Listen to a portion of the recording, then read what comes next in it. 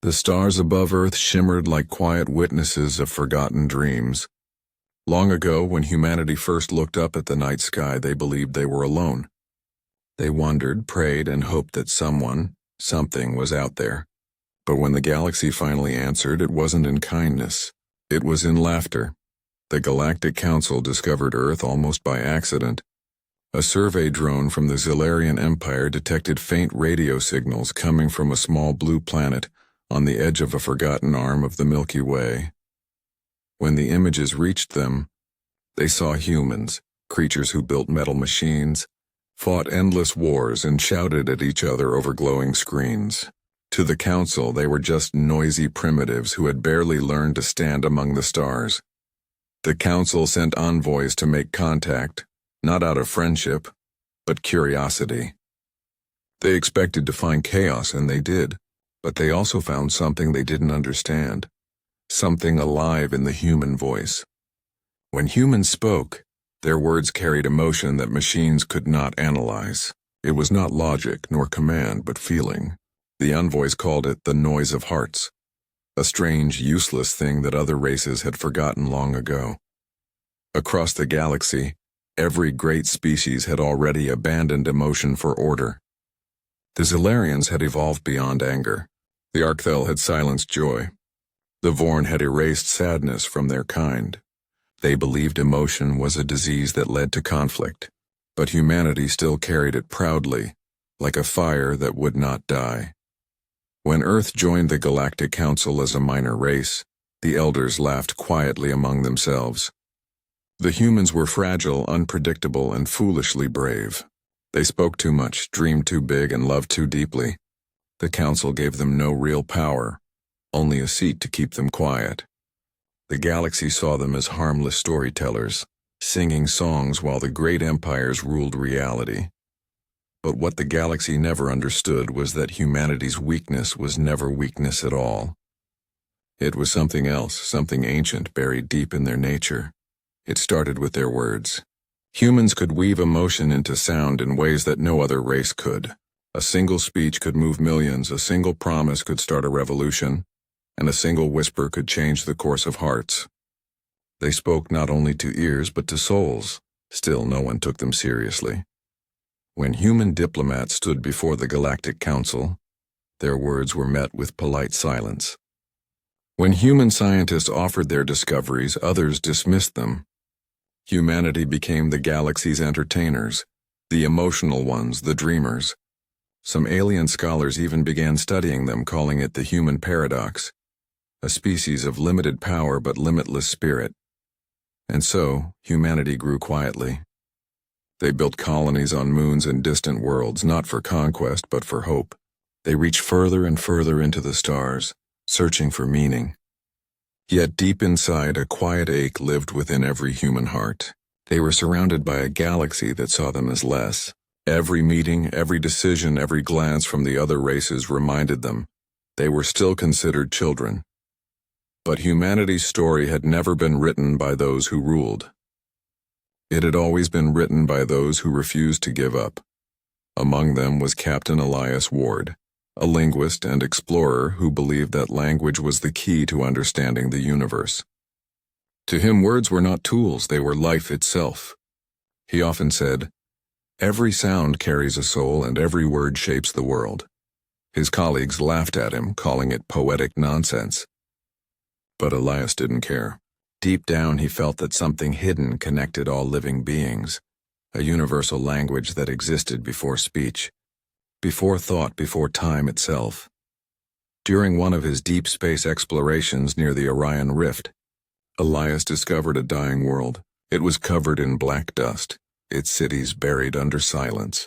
In its center stood a structure, a monolith with markings that no database could translate. The patterns looked like words, but older, as if written by the universe before any race learned to speak. When Elias touched the stone, it vibrated under his hand. Not with sound, but with understanding. For a moment he felt a heartbeat that was not his own. The air around him shimmered, and a single whisper entered his mind. It was not in any known tongue, yet he understood it clearly. It said, "The tongue of creation awaits the listener." Elias fell to his knees, shaking. His crew rushed to him, asking what had happened, but he couldn't answer. His eyes were wide, filled with awe and fear.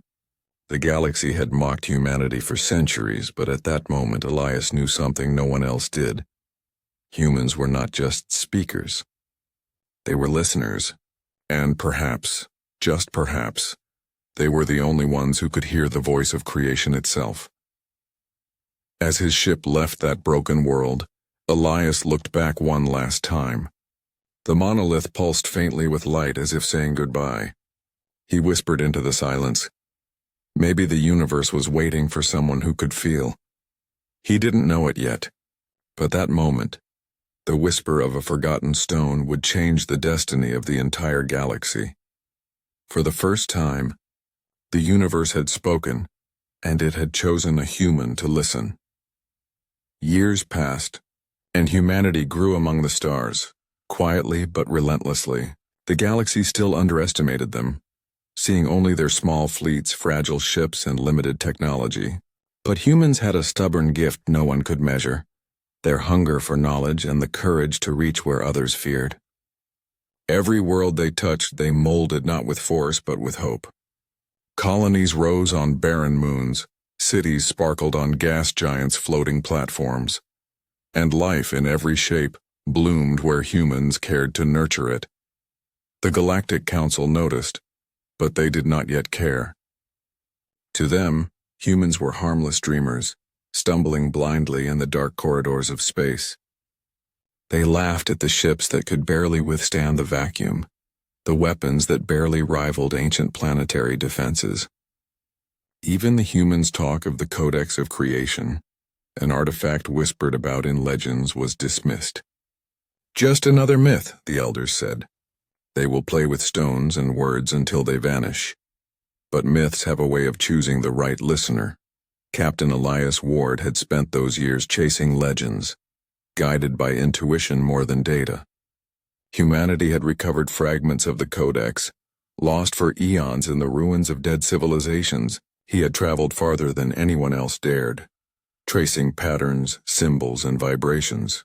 With each discovery, Elias understood something incredible. The Codex was not just a record. It was a language, a living language that could speak to the very fabric of the universe. And humans, through their voice and emotion, could finally answer. The first experiment happened quietly on a remote research station orbiting a gas giant. Elias spoke a word from the Codex, unsure if it would do anything. The moment left everyone breathless. A broken robot, long abandoned in the corner, lifted itself and walked. The word had repaired it, not through mechanical command, but by bending reality around it. The scientists stared in disbelief.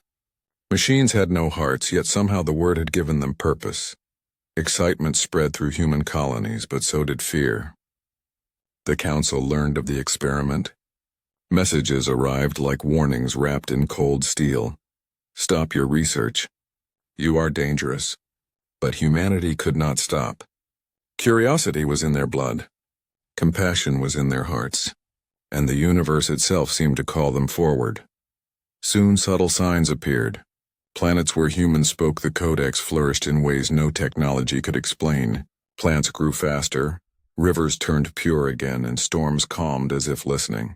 Yet every action was noted by eyes that feared change. Fleets shadowed human colonies, and whispers of containment spread across the council.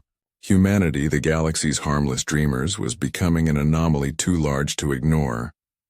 The silent war began not with bullets, but with observation.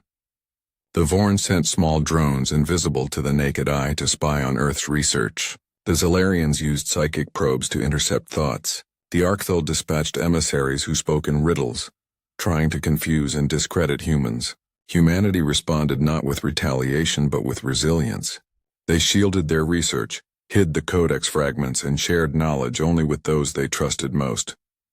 And yet, Elias felt the pressure more than anyone.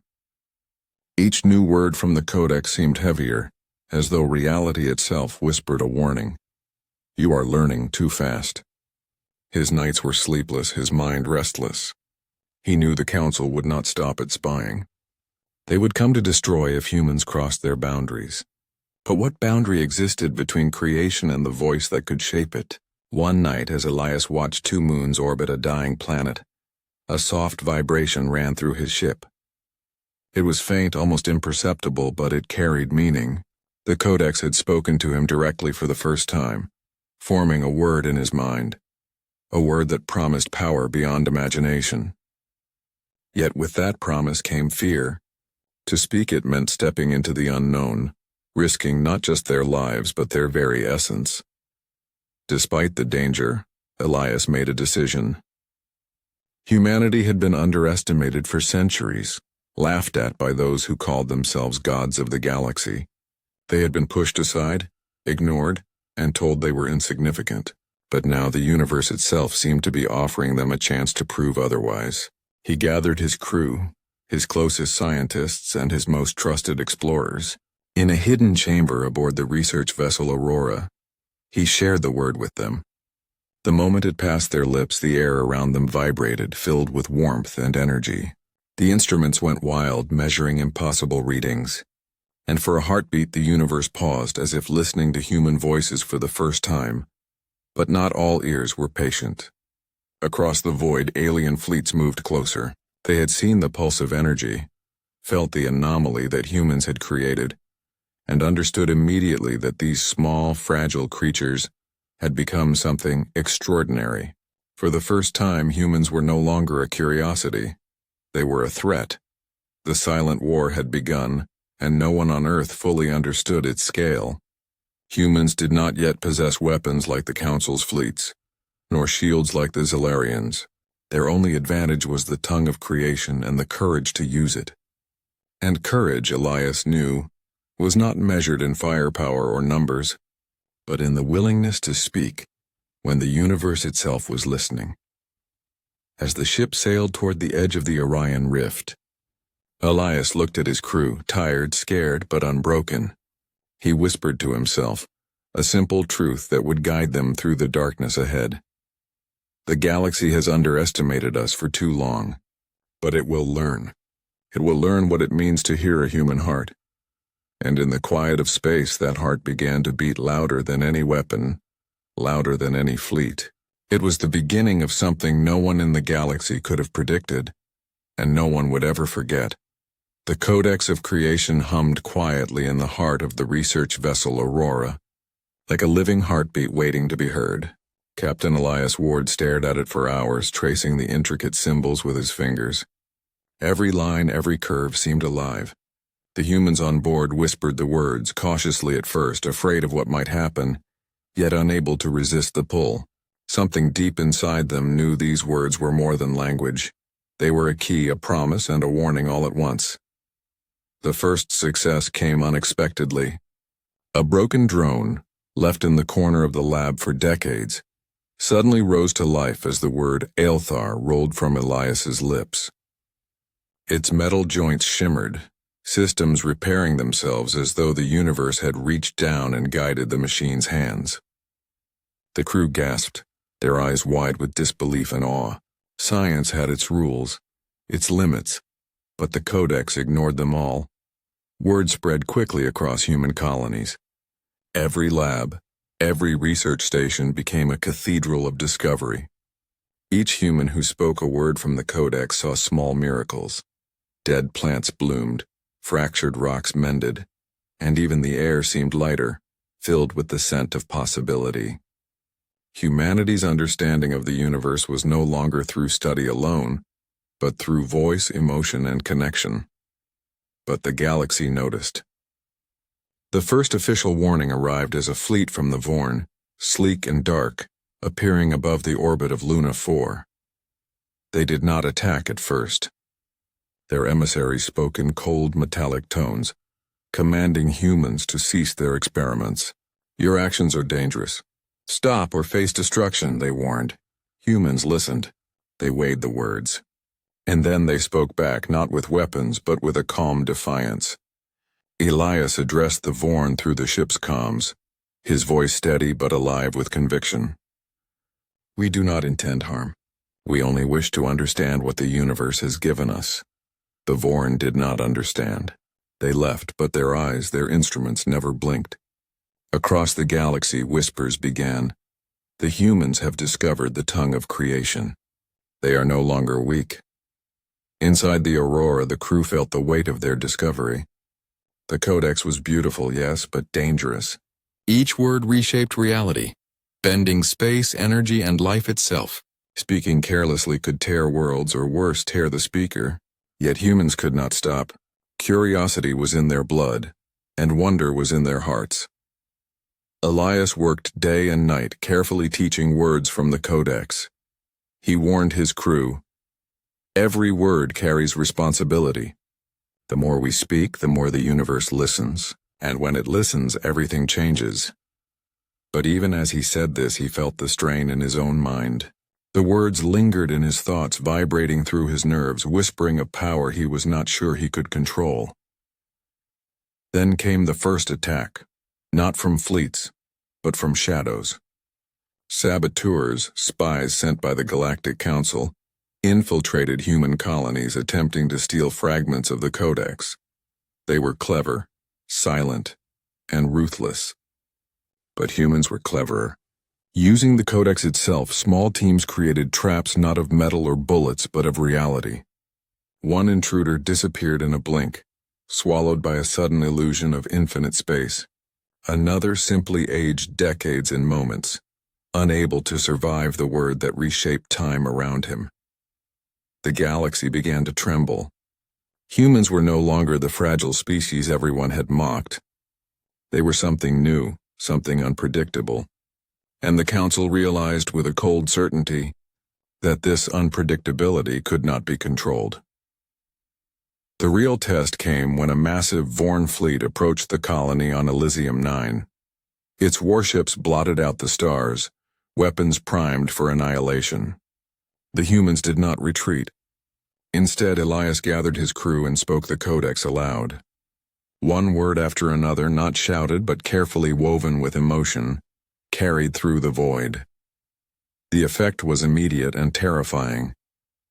The fleet froze, its ships suspended in space as if trapped in invisible threads.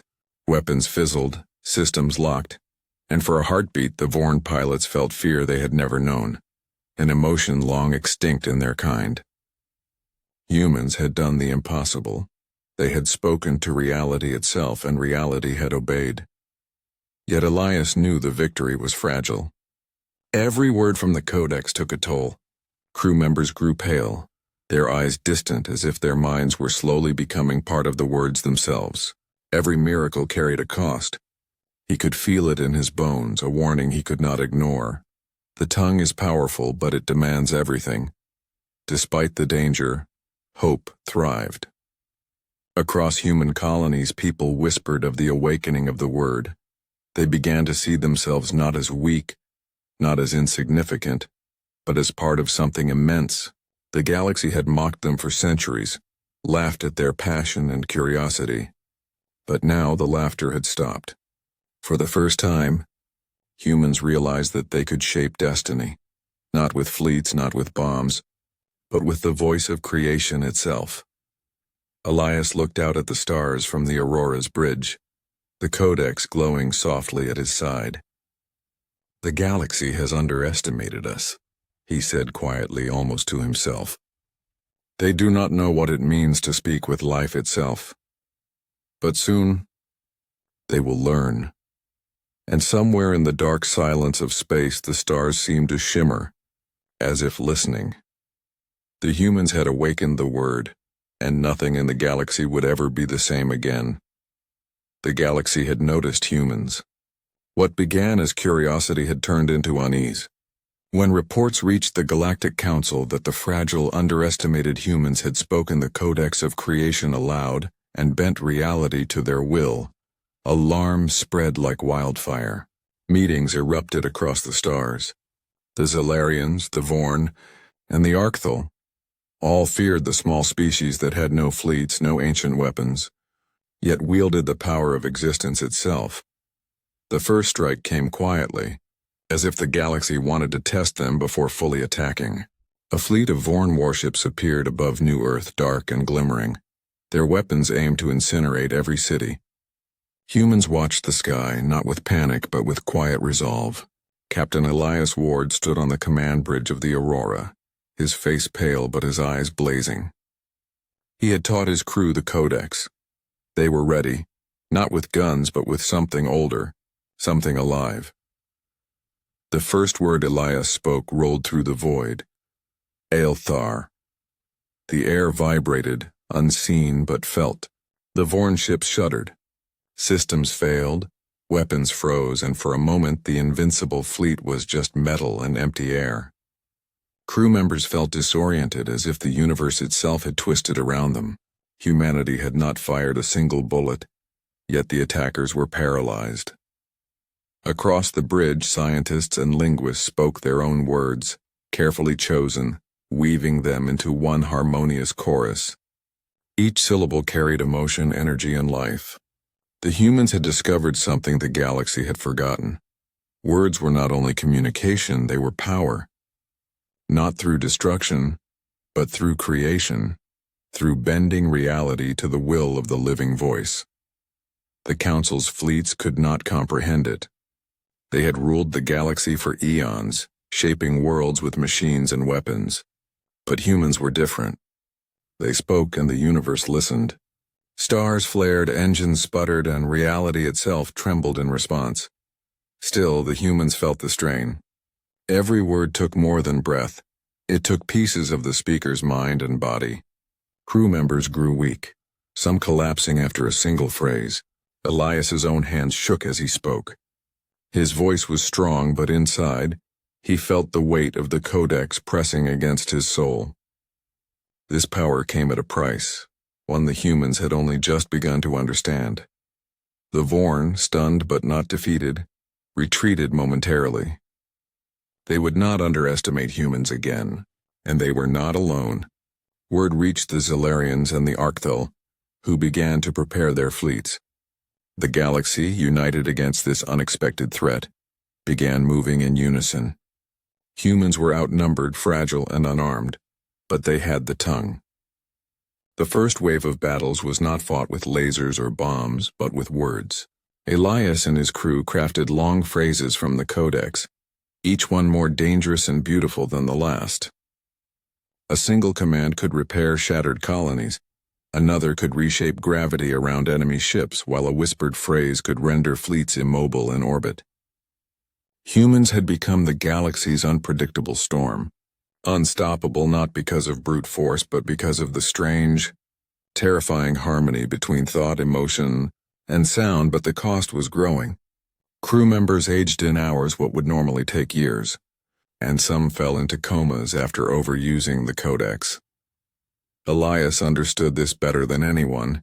He had seen the price in his own reflection, in the dark circles under his eyes, in the trembling of his hands, and yet he could not stop. The universe had entrusted this power to humans, and now the galaxy demanded its reckoning. One night, as the Aurora orbited a dying moon, Elias gathered his closest allies. "This is only the beginning," he said. "They will not stop coming. The galaxy fears what we can do. But we do not fight to destroy, we fight to survive, to understand, and to protect. Remember that. Every word is a responsibility. Every voice carries life itself." The humans nodded, fear and determination mingling in their eyes. They had been laughed at, underestimated, and called weak for centuries. But now the galaxy trembled at their name, and yet Elias knew this was no victory. The Council would come with everything they had.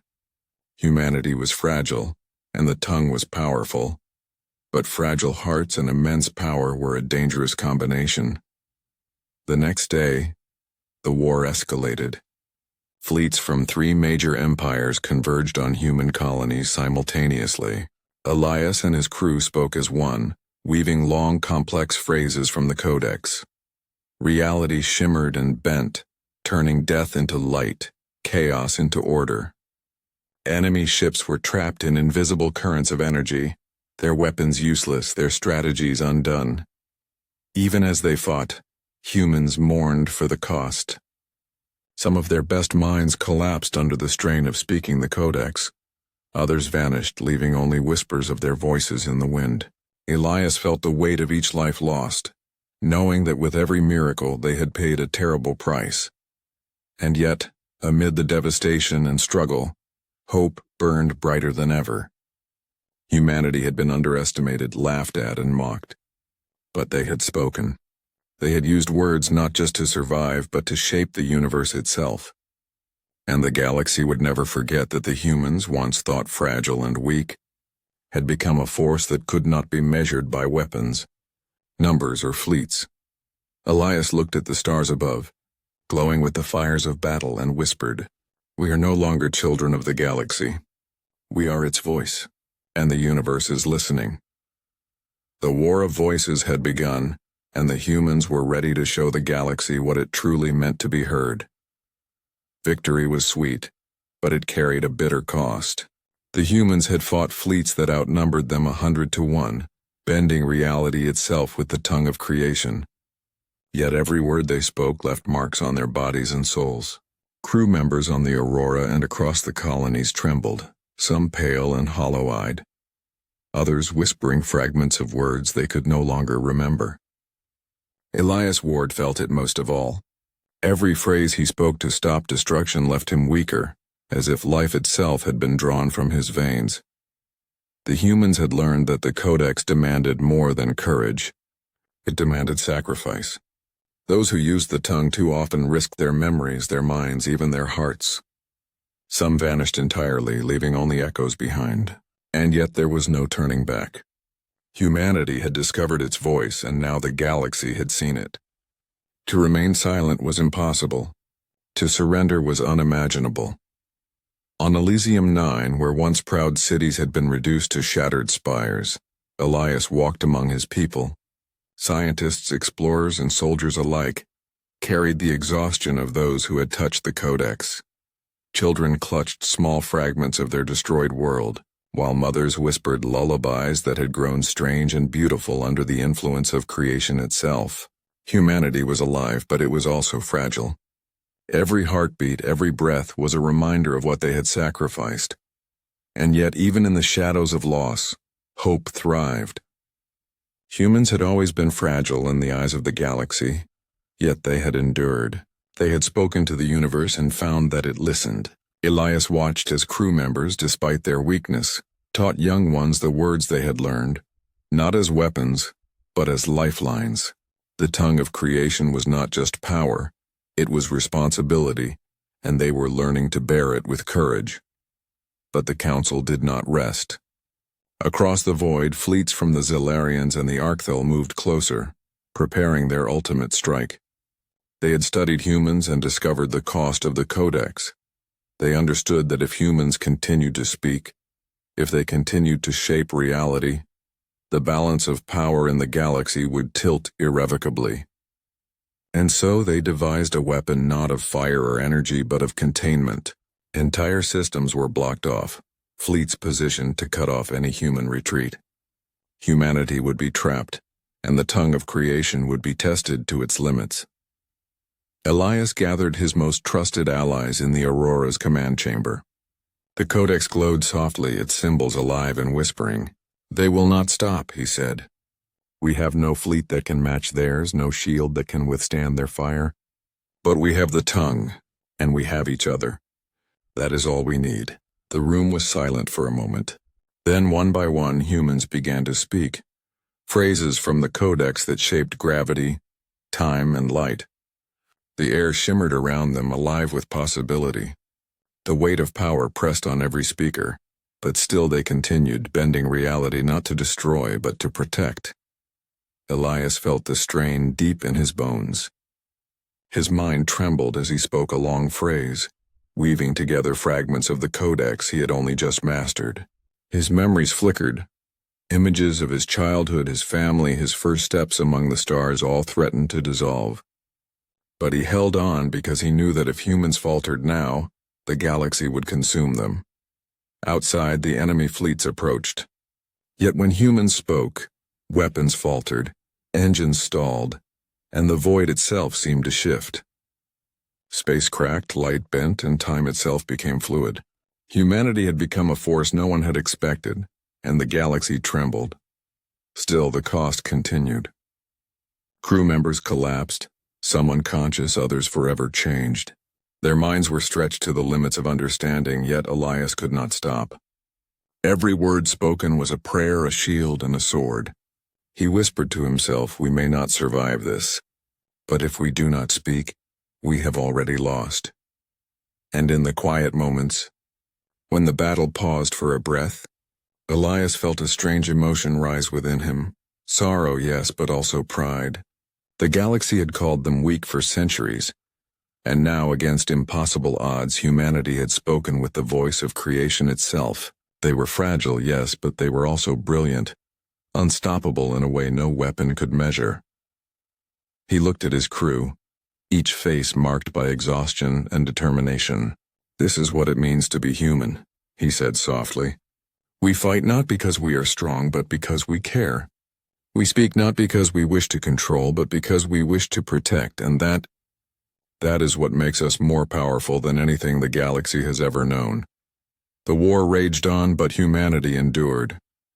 They were weaker, yes, but alive, and in their survival lay something the galaxy could not destroy: hope. And hope, when spoken aloud in the tongue of creation, became more than a whisper. It became a roar that even the stars themselves seemed to answer. Elias knew that this was only the beginning. The battles ahead would demand more courage, more sacrifice, more of themselves. Yet he also knew something else. No matter the cost, humans had found their voice. And once the universe had heard it, nothing would ever be the same. For in the shadows of pain and sacrifice, humanity had discovered something eternal. They were not fragile. They were not weak. They were the voice of creation, and the galaxy had finally learned to listen. The sky above Earth burned with fire. Starships from the Galactic Council filled the void, their weapons aimed at every major city, every colony, every human heart. The Zalarians, Vorn, and Arcthel had joined forces for one final strike. They had studied humans, calculated their limits, and believed that now humanity would break. They were wrong. Captain Elias Ward stood on the bridge of the Aurora, staring at the vast armada, feeling the weight of the universe pressing on his shoulders. He knew that the Codex of Creation could save them, but at a terrible cost. Every word spoken bent reality, yes, but each word drew a piece of the speaker's life, mind, and soul. And Elias had already given so much. His hands shook, his breath was ragged, and his eyes carried the exhaustion of someone who had seen the limits of humanity and dared to cross them. The crew gathered around him, pale but unbroken. Scientists, soldiers, and explorers, all who had survived the previous battles, stood ready. Some could barely stand, their bodies weakened by the strain of speaking the Codex. But in their eyes burned a single truth: humans do not give up. Even when the universe itself seems against them. Elias raised the Codex, its symbols glowing like living stars. "This is it," he said softly. "The galaxy has underestimated us for too long. They think we are fragile. They think we will surrender. But they do not understand who we are.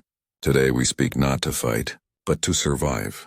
Seemed to lean closer as if listening. Stars shimmered and the void around the human colonies quivered. Then his crew joined, weaving their words together in a chorus of creation. The effect was immediate. The Council's fleets faltered. Weapons jammed, engines stalled, and entire ships froze in the void, suspended in invisible threads of energy. The galaxy had never seen anything like this. A small, fragile species was reshaping reality, not through firepower, but through the pure force of voice and will. But the cost was terrifying. Crew members cried out, some collapsing in the effort. Memories slipped from their minds, some forgetting loved ones, some forgetting themselves. Elias felt it too. His childhood, his family, the faces of those he had loved and lost, all flickered at the edges of his mind like fading stars. Each word was a life taken from him, each phrase a piece of his soul given to the universe. Yet he could not stop. Humanity's survival depended on this. The Council had unleashed their ultimate weapon, the Sun Eater. It approached silently, a dark sphere of destruction designed to consume Earth in an instant. All hope seemed lost, but Elias understood something the galaxy never could. Creation could not be destroyed by destruction if it spoke aloud. He whispered a single phrase from the Codex, one that no human had ever dared speak.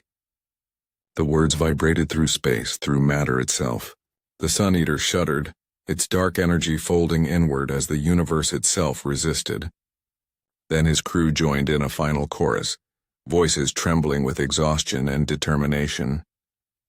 The Sun Eater cracked like a mirror under the weight of their words.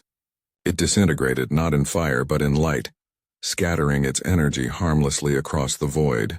Silence followed. The fleets of the Council drifted powerless, unable to comprehend what they had just witnessed. Humans stood amidst the wreckage, broken, yes, but alive. They had faced annihilation and spoken a word the galaxy had never heard before, a word that reshaped destiny itself. Elias collapsed to his knees. His voice faltered, and he could feel the last pieces of his mind slipping away. Around him, his crew lay scattered, unconscious or fading into dreams. The Codex glowed softly, its work done, and Elias understood the truth. This victory had come at a terrible price. Yet even in the darkness, there was hope. Humanity had survived. They had faced the greatest power in the galaxy, and had spoken to it not with hatred but with courage, love, and understanding. They had not conquered through fear, but through the pure, undeniable force of their spirit. As Elias's vision blurred, he saw the stars shimmer differently, as if recognizing the presence of human hearts. Somewhere in the infinite void, a voice seemed to answer, not alien, not machine, but the universe itself acknowledging their courage. It was soft, almost a whisper, yet it carried a certainty that even death could not silence. "You have spoken. You have been heard." Elias smiled faintly, feeling the last weight lift from his soul. He knew he would not see tomorrow, but it did not matter. Humanity had survived. The galaxy had learned a lesson it would never forget. Fragile humans, laughed at for centuries, had spoken the tongue of creation, and the universe had listened. Across the colonies, survivors began to awaken. They were weak, yes, and the cost had been great. Memories were lost, bodies were exhausted, but hope remained. Humanity had endured. They had faced annihilation, and they had risen. And somewhere, in the echoes of time and space, Elias's voice joined the universe itself. The final word had been spoken. The galaxy would never underestimate humans again. The galaxy was silent. After the battle with the Council's fleets and the destruction of the Sun Eater, the stars seemed to pause, holding their breath. Humanity had survived a war no one thought possible. The fragile, underestimated species had stood against the greatest empires in existence, and had spoken reality itself into obedience. Yet the victory was not without cost. Captain Elias Ward was gone. His body had vanished, leaving only the faint echo of his voice lingering in the cosmos.